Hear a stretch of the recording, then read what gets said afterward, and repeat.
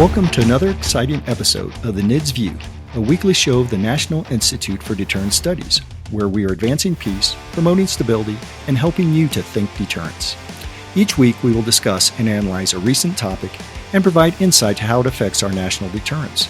The view of the hosts and guests are their own. We hope you enjoy the show.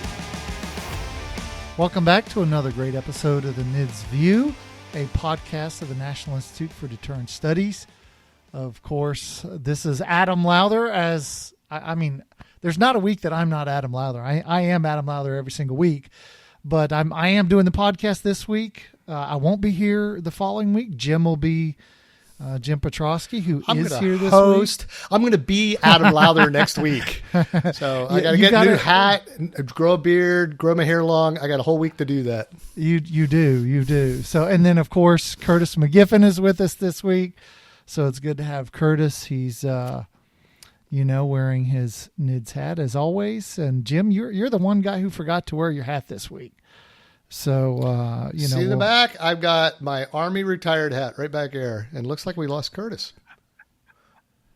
Well, he'll be back. He'll be back. Yeah, let's get going. So, there was an article that we decided to talk about this week. It's a foreign affairs article. We oftentimes we'll talk about a foreign affairs piece, and it was called Nuclear Powers, Conventional Wars, The Dangerous Erosion of Deterrence by Carter Malkasian and Zachary Constantino. And, this article was, I think it was one, and I think, I'm going to turn it over to Curtis because this was, a Curtis selection. And if I recall the initial conversation, this one you told me whenever you mentioned it and said, hey, let's talk about this, you thought that the authors were making some fundamental mistakes. So, Curtis, why don't you sort of walk us through the article and give us your take on it? Well, thanks, Adam. And Jim, good to see you all. I know I was out for the last couple of week sessions, so thanks for holding down the fort. No, I particularly like this article for a number of different reasons. And, one of the things that's interesting here, at least from the author's perspective, is sort of this lamenting that nuclear weapons are in such a manner that they are, anytime that there's conflict between great powers that have nuclear weapons, that the potential to escalate is just so big and so bad that we've got a lot to worry about. And I just think that the premise of the piece is sort of on its head.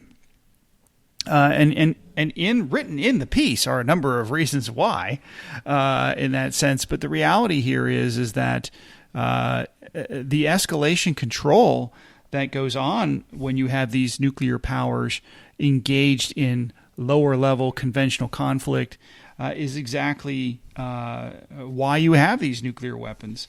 And I'll go right to a quote that they use from Robert Jervis in his great book in 1984, The Illogic of American Nuclear Strategy. And it said, the irrational as it may be, the chance of devastation has made our war unusually safe. And his point here is that there is a fear that's sort of embedded in the potential conflict when you have two nuclear powers, that escalation could get out of control. And it is that fear of that uncontrollability that actually helps tampen down these conventional conflicts and keep them as small as possible. And you can also, not mentioned in the article is you can go to the crystal ball effect, sort of explained by Dr. Kenneth Waltz, who talks about this idea that leaders of countries can envision the atomic mushroom clouds, and that they can envision the devastation and whether or not they could survive that in comparison to conventional weapons that are much smaller, and whether or not and the possibility that you could survive that.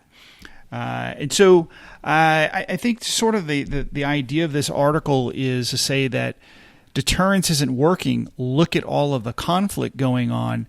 Is really, I think, the wrong way to look at this idea, and that a better way to look at this is that deterrence is working because it's keeping conflict at the lowest level. Deterrence doesn't prevent war. Deterrence doesn't doesn't address the causes of war or conflict writ large, or how you want to describe it. All deterrence does is try to convince you that war with me is not worth it. And so what we have to we have to understand that, so that we don't conflate deterrence with war prevention in the sense of eliminating the potential for conflict. What it tries to do is try to keep conflict, disagreements from becoming big problems. So, all analogies are wrong, but some are useful. So let me try to reason by analogy, and hopefully it's useful, even if Adam, it might be either. As long as it's not a sports analogy, because I won't get it. Okay, just let me know. So it's, the argument is, well, nukes don't prevent all war, so therefore let's get rid of nuclear weapons. Right. It's kind of like arguing, well, police don't prevent all crimes, so therefore, nuclear weapons can destroy the world. Well, you got to finish the thought. Police can't prevent. Okay, I'm sorry. Prevent all crimes, and by the way, they every year they shoot a certain number of innocent or unarmed people. So therefore, it's not worth having police, and we should just, if they're not going to prevent war or all crime, and they're going to sometimes shoot innocent people, then we should have no police ever. It's a similar analogy, but the point is that police they were never intended to prevent. I mean, in law enforcement, they have no legal obligation to prevent any crime. They respond to crime once it's happened. Right. And so, the idea that let's defund the police and get rid of them because they don't stop all crime, it's a ridiculous notion. We do know that that they offer a substantive good. And that good is, reducing crime, just like nuclear weapons have eliminated great power wars. They have reduced the number of people that die in conflict. I mean, we have hard numbers. And it isn't because the better angels of our nature, after 1945, there's a book called The Better Angels of Our Nature, in which they argue that it's not nuclear weapons. It's really that just people are more pacific, and that we have global institutions that have, stopped war, and somehow all of these things just happened magically after 1945. Right. And magically the institutions got better, and people were become more peaceful, and we're more enlightened now, Adam. And more enlightened only after 1945. Right. Instantly, which is just absurd. But at any rate, I was trying to offer a useful analogy for your discussion, but maybe it was useful, maybe not. So go ahead. Thanks, Continue, Adam. please. Oh, wait a minute. I want to get to chime in here a little Yes. bit. Curtis Go ahead. stole a little bit of my thunder here. So first of all, he said, you could stop people. Nuclear weapons are valuable in stopping great power wars because you can. I think he said ostensibly, or maybe he used a smaller word because I know Curtis.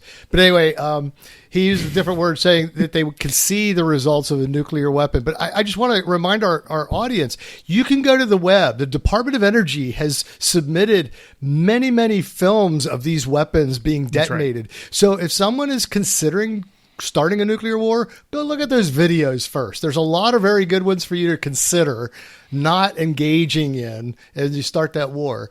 So that's the first piece. The second piece I thought was really interesting with this article is it continues to go back and pointing at the wrong spot. And although I 100% agree with Adam the way he presented this, I would say that this is another case of what if? Like the whole history, we have a whole history to look back on and say, the Cold War happened. Oh, it was terrible. We shouldn't have another Cold War. Well, honestly speaking, the Cold War, we didn't have any nuclear wars, and that was a good thing, right? So, or great power wars. Right. No World War III either. None. And that's the point. People go back and look at that negatively, and I look at it as positively. And then the third piece here is that I think is the sort of the red flare to me. When I read this article, I said, this article is great. It's talking about removing conventional weapons and building more nuclear weapons, because all the instances it gives are about conventional conflicts, not nuclear conflicts. We just got rid of all the conventional conflicts, and then we would repeat all the nuclear conflicts we've had since there's been 2 or more nuclear leaders. Let's see. Every conventional conflict we've had since 1945, put that in one stack. And then every nuclear conflict we've had since 1945, put that in the other stack. Which would you rather have? I'd rather have the latter. We need more nuclear weapons and fewer conventional weapons. I mean, they're less costly. We've gone through this many times on here. Right. They're less costly, easier to control, et cetera, et cetera. And so I saw that in this article that I thought was sort of overlooked because of the focus on what if tomorrow there's a nuclear war. We didn't prevent that one. Well, what if there isn't a tomorrow? Well, how do we prevent that? You know what I'm saying? You can what if this thing all to death, but it's not happening. I mean, I don't remember where are we on this doomsday clock due to the nuclear war that was going to happen between Pakistan and India a couple months ago. They said the nuclear or the doomsday clock was down to a couple seconds. I think we survived. I don't know. I think aren't we like 6 minutes past midnight right now? It's the next day. I think it's the next day. It's all those what ifs, and we've got to get out of the what if scenario as a world. So, one of the things that this article sort of hints at but doesn't actually call out is really what it's describing is this sort of this idea, this instability-stability paradox. And it sort of posits that nations who have nuclear weapons sort of in their arsenal, the casting shade over them, sort of allows them or frees them up to do certain things at certain levels because they sort of feel like they're empowered to do it, right? And it's most commonly used in the India-Pakistan question, and the authors, dutifully go through the number of conflicts, even to the recent one that we talked about in a podcast in June of 2025 about the Pakistan-India skirmish. And yes, history is filled with these ideas of we had China and the Soviet Union fought a border skirmish in 1969. I think there was about 125 people killed in that, on across both sides. And of course India and Pakistan, as far as nuclear powers facing each other, I think part of what the authors are concerned about or arguing for is the idea that there are now non-nuclear powers attacking nuclear powers, and because of this, they're arguing that deterrence does not work because of these issues. They go all the way back to the Falkland Islands in 1982, where Argentina attacks a nuclear-armed United Kingdom. And this progresses. They talk about, even goes back farther than that. They talk about China and Vietnam in 1979. I mean, you could name a bunch of them. They never mention Iraq and the United States in 1991 and 2003, and America and Vietnam and so forth and so on. I just really think this is a red herring to argue that that nations who have nuclear weapons are somehow impervious to any form of conflict. That just simply isn't true, because your superpowers who have nuclear weapons, and Adam, you can add to this if you're agreeing with me, but what you generally have is they have interventionist policies, or at least interventionist attitudes. And because they feel empowered, right, in that stability-instability paradox. And so they feel that they can go and do things regardless. And it's all sides of this. And that's why, your core 5 nuclear powers are all former colonial powers, superpowers from victors from the end of World War II, so to speak. The one exception is China, which is a superpower, but sort of came along after it became a communist state. Well, what about the idea, and this sort of goes to the point you're making, and that is that, there's, I'm drawing a blank. He was on the faculty up at National War College. and he wrote a great book about why America loses wars. And the simple fact is that small nations purposefully choose to fight the United States over and over and over again. And they are quite literally never worried that we're going to nuke them. It's the mouse that roared. There's no credible threat against them nuclear-wise. Yeah, I mean, and I guess it's just the United States. I mean, look at Ukraine right now. Ukraine right now is not worried that Russia will nuke them. They do not fundamentally based on believe the behavior of this drone attack on the Russian strategic forces a month or two ago. I completely agree. They weren't afraid of what Putin doesn't have for some reason is not put forth enough credibility. And this is part of what I find the flaw in a lot of the argument. It goes back to, is deterrence theory truly based on rational choice theory? Mm-hmm. You know, in rational choice theory, I mean, if I were to like dumb it down and make it sort of really, really simple, it has 3 points.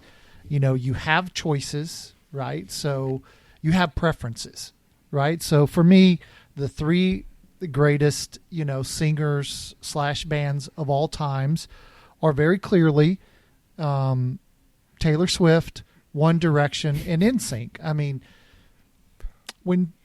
sorry, I'm going to tear up. NSYNC? When Taylor Swift, when she says, haters gonna hate, that speaks to me, makes me cry. And then, of course, One Direction, when they sing that song, Girl, Don't You Know You're Beautiful? I mean, I can't tell you. I mean, I got a wife because of that song. And then NSYNC, if you've seen their sweet moves on the stage at an NSYNC concert, you'll know that they're the greatest dancers. And I've thrown some of those sweet moves down at the club a few times. And so, you know, very clearly, they're the 3 greatest musical performers of all times. And then, so I got preferences. Then I rate my preferences, right? And so, of course, you know, I'm going to say because of her sweet, sweet lyrics, Taylor Swift is number 1, NSYNC is number 2, because Who Doesn't Love Dancing, and One Direction is number 3. So I have preferences, I rank my preferences, and then third, I execute based on my preferences. So when Taylor Swift, One Direction, and NSYNC all come to Kansas City on the same night, and I can only go to one, obviously I'm going to drop the $4,000 to go to the Chiefs Stadium and watch Taylor Swift. I mean, me and 70,000 screaming 14-year-old girls are out there just loving Taylor Swift. And while all the dads, those fools who didn't buy a ticket, are standing out in the parking lot waiting on their daughters, I'm the guy that gets to watch her live. That's rational choice theory. Have preferences, rank those preferences, execute based on preferences, therefore you're rational. That's what deterrence is based on. Now, there's this other thing called prospect theory, and prospect theory says that we're fundamentally irrational, that we overvalue losses, we undervalue gains, and because of that, we are more fundamentally risk averse when we should be risk acceptant. So when the probability of success is really high, we still say, well, but there's a 10% chance it could go wrong, and therefore I don't want to take even though I've got a 90% chance of success, I'm not going to take the chance because I could still lose.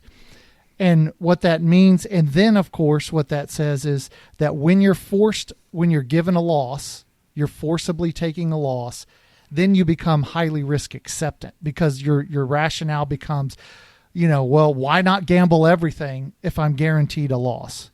And so, you know, the risk aversion is the stock market, where you say, I'm going to hold that stock and it'll come back one day, so I'm going to keep it. Because if I sell it now, I'll lose money. So I'll hold it and it'll come back, you know, next week, next month, next year. And then the other thing is the other one where you become highly risk acceptant, that's gambling. Well, I've lost $5,000. What do? Well, I double my bet so I can win the money back. I gamble more. And that's prospect theory. So rational choice versus prospect theory. And what these guys write to me looks very much like rational choice theory.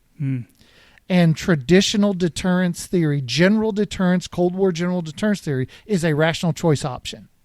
Whereas I actually think prospect theory describes why deterrence really works, because people are fundamentally irrational and they overvalue potential losses. And then when they're guaranteed a loss, they become risk acceptant. So if you're Slobodan Milosevic, or if you're Saddam Hussein, why do you, when the U.S. says, if you don't, then we will, why do they choose to fight the U.S.? It's because the U.S. has guaranteed them a loss. They've put them in a position where they say, why not gamble everything? And then why does deterrence hold for 80 years now? Why is it held? Because world leaders have said, man, I could win, but man, if I lose, that's a big loss. And so I don't know that the argument they're making really is accurate from the perspective of how does human psychology actually work, and how does leader psychology work. I know that was a bit of a long tangent. No, that was excellent. That was a great way to lay this out for our audience. I think they ought to read the article and then tie that together. Aside from your taste in music, Adam, I'd say it's pretty good. I think you left out, the makeup side of this, and including Kiss in your list of. I just was glad Adam finally revealed how he hurt his back. So you've been busting some moves, huh? If you don't have an Xbox and a Xbox where you can do the dancing games, you don't know what you're missing. So you need to get one. I think you'll learn a lot. I think it's the punch in the face you got from Taylor Swift's boyfriend there on the Chiefs. I love the description. Prospect theory is one of those things that, to your point, of the rational choice theory being part of Cold War, I think today what we see much more of is prospect theory in operation. This idea that I fundamentally will take more risk to prevent loss than I will to gain. And a lot of it comes to how do you measure that out. And so what deterrence today really plays on the calculus that that I don't want to lose anything. And so the one exception might be, and it depends on the perspective, is Ukraine. And I think it's because Putin feels that the loss of Ukraine is too great. It isn't that he's trying to gain it. It is that he is trying not to lose it. And so when you think in that perspective, then prospect theory is really playing in here. I think it goes the other way too. When you look at the artificial islands in the South China Sea built by China, what you see now is they've built these islands, they've made the investments, they have more or less annexed this area of the South China Sea, and the world has let them do that. Mm-hmm. And so now it has become status quo. And so prospect theory now tells us that if you want to change, or if you want to reverse that status, you better be ready for war. Because China now believes they will fight not to lose it. They've already gained it. So prospect theory tells me that this is now a much more difficult fight if you want to try to reverse that. Yeah, if you reverse it, then that is a guaranteed loss for China. Mm-hmm. Correct. So prospect theory tells me they will fight. Yeah, because they're going to double down. Right. Whereas, and then on the same token, we're risk averse in saying, should we force China to abide by international law? And we see that the risk of doing that is too great. Right. And that's, this is the problem with a lot of folks, is that when they apply, general deterrence, because general deterrence during the Cold War, basically, it said, I don't need to understand your language. I don't need to understand your culture, your history. I don't need to know any of that. I've got 30,000 nuclear weapons. You've got 30,000 nuclear weapons. We both know what happens when you use them. And therefore, you're not crazy and I'm not crazy, and therefore we'll never use them. That was basic Cold War. That was general deterrence logic. Balance of power. And I don't need to know anything about you. Whereas prospect theory it's more nuanced, and you actually have to, because I've thought, in thinking about why do weaker conventional powers choose to always fight the U.S.? Because they always choose to fight us. Mm-hmm. Why do they do it? And it's because we put them in a position where they're guaranteed a loss. And so therefore they say, well, I'm going to lose my country anyways. Why not double down? And so I don't think that their explanation of how nuclear weapons play in a lot of these scenarios is particularly applicable to why the leaders of those countries, right? Why do those leaders make the decisions that they do? And but that's just my take, Curtis. Well, I think that's a fascinating take, and I don't necessarily disagree with any of that. I think it's what I think though is as a strategist, you take what you just described, and it goes to the point of why you must make your deterrent more robust, because you must convince them that you are too hard to take, and this is why Iran was seeking nuclear weapons. Right? When you see, when you believe that the Great Satan, when you've watched the Great Satan regime change the countries on either side of your border, there's a lot of risk to them. Yeah, I mean, put yourself in Iran. So, you bring up Iran. It's a great example. So if you're the Iranians and it's 2001, you've got and you've been enemies since 1979, and now the Americans are on your northern border in Afghanistan, and then by 2003 they're on your western border. Right. And oh, by the way, the American president said there are 3 bad guys in the world, right, and you're one of them. So, I mean, you're the Iranians, and what you know is that having nuclear weapons is the one way the Americans won't attack you. That's what they learned from the North Koreans, because they had them by 2006. So the Iranians are like, wait a second. They've said we're the bad guy. They've already toppled the regimes in the 2 countries next to us. The one country they won't touch has nukes. I wonder what we should do. It's kind of a no-brainer. Right. Well, and then you add to that mix 2011 Libya. Right? Gaddafi gives up his nukes. He complies. He tries to get back into the good graces. And what do? And then he is ousted by the same Western forces. And guess who watched that happen?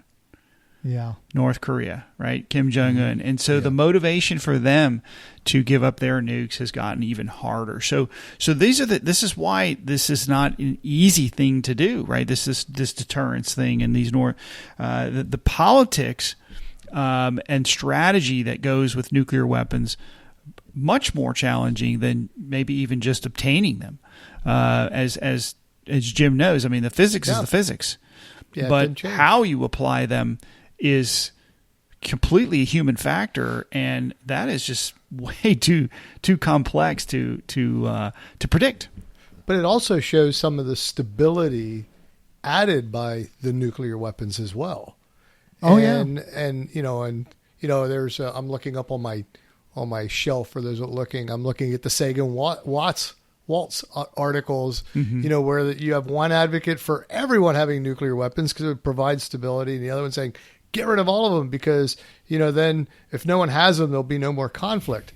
Well, I don't know. When you look at what's happening, you see what happens, and to the point of the paper, the other thing I think that has sort of gotten a little odd at the end of the paper, it talks about, well, now that we have all these skirmishes, we have nuclear states involved in this, we need to increase this, and we need more diplomacy, we need more of this, we need rapid escalation. We'd need them whether we had nuclear weapons or not if there's an increase in conventional warfare. So this has nothing to do with nuclear weapons, which I just don't understand in a paper. Well, it's a blatant statement of the obvious, right? Like we've been trying to do that for 80 plus years, right? We need more diplomacy. We need this and that. Look, we tried this, right? Adam reminded us that we are much more enlightened now than we were prior to 1945. But in 1928, we had the Kellogg-Briand Act, where 62 nations signed this treaty that basically outlawed war as a means to solve interstate conflict and disagreements. Guess who were the main signatories? Who were 3 of the signatories? Germany, Japan, and Italy. And what were they doing 10 years later? Their national interest changed, whatever it was. But the bottom line is, well, and their leadership changed, but in some cases. But the bottom line is that enlightenment does not necessarily solve conflict. What enlightenment can do is help you to find alternative ways to deal with conflict. But in the end, conflict will always occur. And if you eliminate nuclear weapons, all you're going to do, Adam, is make conventional war great again. You will.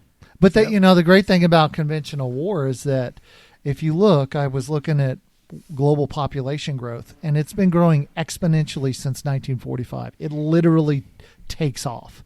Mm-hmm. And it takes off because wars have been ended. Correct. And because of global population, we've had this thing called global warming. So if we really want to get a hold of global warming, if we start killing 100 million people a year, then what we'll do, that means people won't have babies. It means the global population will start to come back down. Global warming will decline, and then people can be happy. But we just have to, we got to kill a bunch of people to make that happen. Well, let's not forget nuclear winter, right? Well, that'll solve the global, cool the earth down, right? Yeah. We're just being sarcastic, audience. Oh, I thought you guys were serious. We are not advocating for any of that. I was already starting to write the letter to you guys that you won't be on next week for other reasons. Oh, my gosh. Well, I would just say that the thing about conventional war is every leader believes on day one they can win.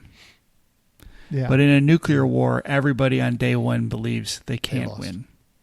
And we have to remember that is the rational calculus. And that calculus must never be questioned. And so you must do very robust proactive means to ensure that it can never be questioned. And so then you have it, right? All through the Cold War, we feared that nuclear weapons would be the cause of World War III. But ironically, it prevented it. Yeah. And here we are. And here we're we are. Living in a period of unprecedented prosperity. Unprecedented. And what John Gaddis calls the long peace. And we're still enjoying it. Yeah. So, maybe nuclear weapons are more relevant than people want to give them credit for being. Yeah, and sadly, the average citizen doesn't see it that way. And I hope that every one of our listeners takes this podcast out and finds 3 of their friends, sits down, has a adult beverage or other drink with them, and listens to this podcast. Pass it on, folks. This is real. That's right. So, Adam, we're coming up on the 80th anniversary of nuclear deterrence. Yeah. August 6th is right around the corner. Of course, that marks the dropping of the atomic bombs on Hiroshima on August 6th and Nagasaki on August 9th. And so I think, again, devastating issues. But what was born from that, the nuclear era that came from that day, has really seen, I think, an unprecedented peace. 5 to 7 great power wars per century. We've now gone 80 years without one. Yeah. We had, since 1945, Adam, or Jim, you're the nuke guy. How many people... You were there. Oh, you were there. Yeah. How many people have nuclear weapons killed since 1945? In anger. Count them all up. In anger. None. 0. It took me a while to add that 0. up. Adam, how many people have died since 1945 in conventional wars? Millions. 23 million by the last count that I can catch. 23 million. 23 I didn't know the million. exact number. Yeah. I knew that's it was in the 20s. The closest thing.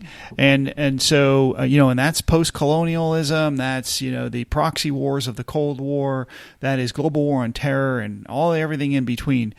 That's 1/4 of World War II's conflict related. Absolutely. And what, arguably 80 years.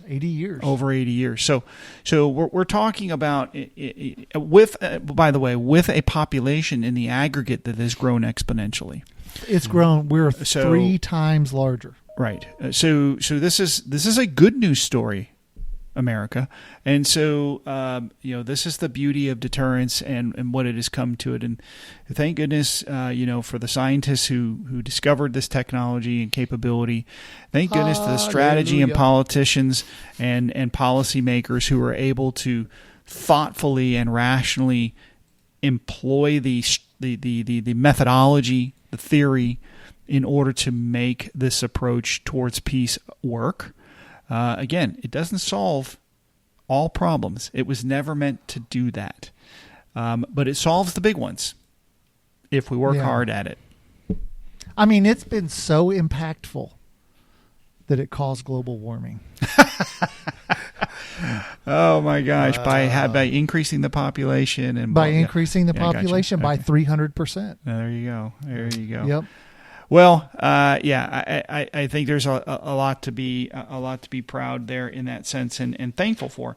But I would say that this is an interesting article. I commend our folks to read Nuclear Powers and Conventional War, Nuclear Power, Conventional Wars, The Dangerous Erosion of Deterrence, by Carter Malkasian and Zachary Constantino. Check it out on Foreign Affairs and see what you think. Send us an email. Let us know if we got it right or not. All right. Well, thanks, Jim. Thanks, Curtis. It's been a great discussion as always. Thanks to you, the listeners, for joining us. As always, read Global Security Review. Join 150,000 other people, and read its articles, and write. You could potentially write your own. I'm always here to accept good article submissions, and you very well may get your article published. So do that. And of course, as always, we want to remind you to think deterrence. Thank you for listening to the NIDS View. This show is produced under the NIDS Podcasting Network, a division of the National Institute for Deterrence Studies.